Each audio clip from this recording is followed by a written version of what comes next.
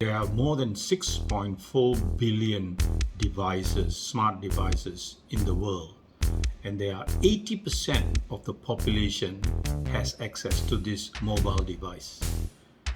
And in average, 7 hours a day is the amount of time being spent by users.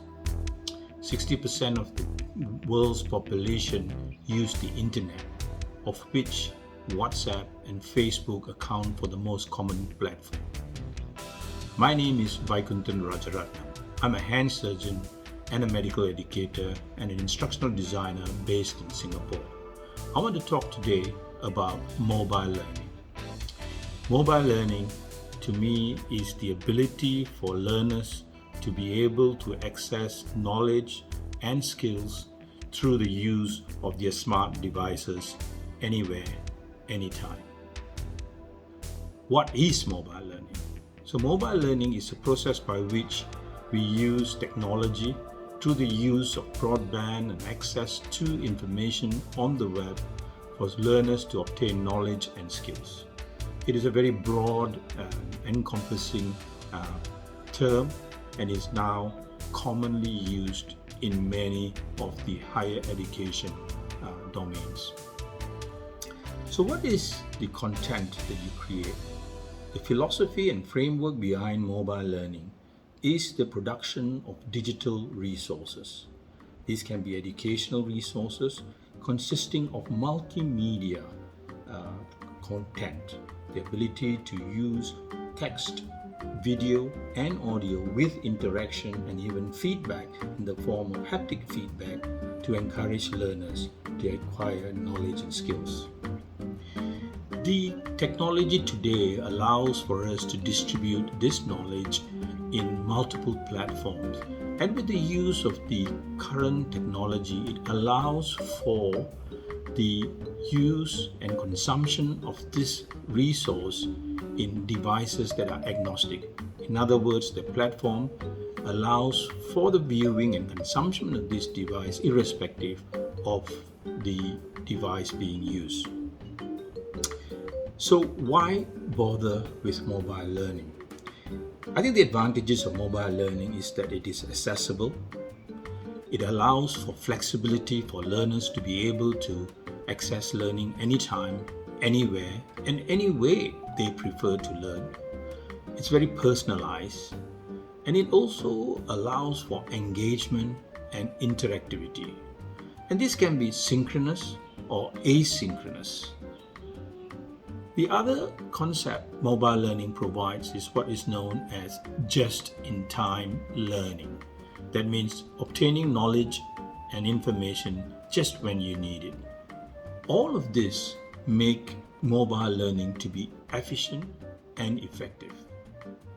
The evidence is very clear in the medical literature that mobile learning is effective.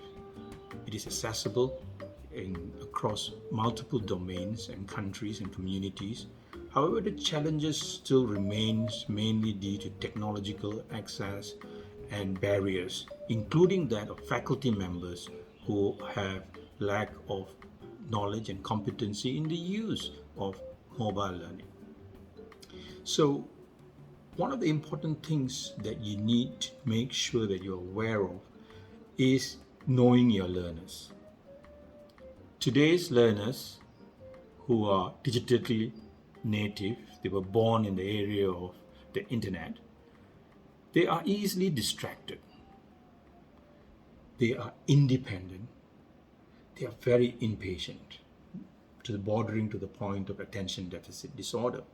They enjoy learning in a social environment, and they are hungry for knowledge. They're constantly looking for knowledge, and they are mobile. So what can be done for mobile learning in medical education is you are able to produce multimedia resources. And however, because of the attention deficit that the students have, you can produce the learning in small chunks called micro-learning or nano-learning. And you need to therefore understand their needs and their habits and how they learn so that you can then engage them and provide the content that they are comfortable learning from. And also, it allows for an opportunity to provide hassle-free assessment and feedback that can be provided. But the use of this technology also provides us with a phenomenal amount of data for analysis of the impact of the learning on the students, to analysis on how the students learn so that we can improve our teaching styles and materials.